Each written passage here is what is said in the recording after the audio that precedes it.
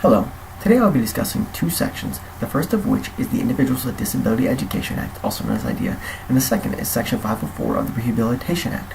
Below you will see a Google Doc in which will give you a comprehensive list of the topics in which we will be going over, and it will give you a great guide to follow along with in more detailed fashion. Please be sure to go back and review these notes so you can get a more in-detailed look than what we will go over just in this video. So to begin, we will discuss IDEA, the Individuals with Disability Education Act, also known as IDEA, is a federal law that requires schools to serve educational needs of eligible students with disabilities. Schools must find and evaluate students suspected of having disabilities at no cost whatsoever to the parents, but please know that not every child with learning and attention issues qualify under IDEA. So I'll be discussing three purposes of IDEA, and below each one of them you will see a more comprehensive look. Please be sure to go back and read more about them. So the first of which is to provide a free and appropriate public education, also known as FAPE, to children with disabilities. The second is to give parents a voice in their child's education, which we all know is extraordinarily important. The third of which is IDEA covers kids from birth through high school graduation or age 21, whichever one comes first. It provides early intervention services up to age 3 and special education for older kids in public schools, including charter schools. So, who is eligible for IDEA? So below I have a pretty comprehensive list here and the wide spectrum of all the disabilities in which would be covered in IDEA. And I'm just going to go over them really quickly, which is autism, deafness, emotional disturbance, hearing impairments, intellectual disability, multiple disabilities, orthopedic impairment, other health impairments such as ADHD, specific learning disabilities, which includes dyslexia, speech or language impairment, traumatic brain injury, and visual impairment, including blindness. So now we are going to go on to Section 504 of the Rehabilitation Act. Section 504's definition of disability is much broader than IDEA's definition.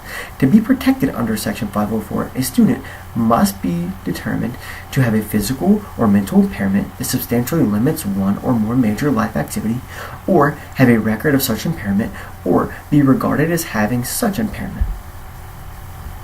Section 504 requires that school districts provide a free and appropriate public education, also known as FAPE, which we've already discussed, to qualified students in their jurisdictions who have physical or mental impairments and substantially limits one or more major life activity, regardless of the nature or severity of the disability.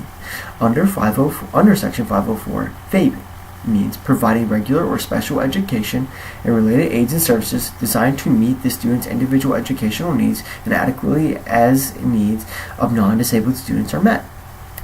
The major difference between the two is first that IDEA and Section 504 are in the flexibility of procedure. For a child to be identified as eligible services under Section 504, there are less specific procedural criteria that govern the requirements of the school personnel. Schools may offer a student less assistance and monitoring with Section 504 because there are fewer regulations by the federal government to instruct them, especially in terms of compliance. In contrast, a child identified for services under IDEA must meet specific criteria. The degree of regulation is more specific in terms of time frame, potential participation, parental participation, and formative paperwork requirements.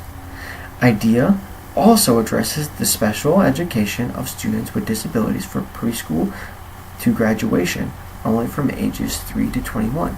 Section 504 covers a lifespan and safeguards the rights of the person with disabilities in many areas of their lives, including employment, public access to buildings, transportation, and education. So that's just a few, just compare and contrast of Section 504 and IDEA. I hope you have a better understanding of this, and please leave a comment below if you have any questions for me. Hope you have a great day. Thanks. Bye.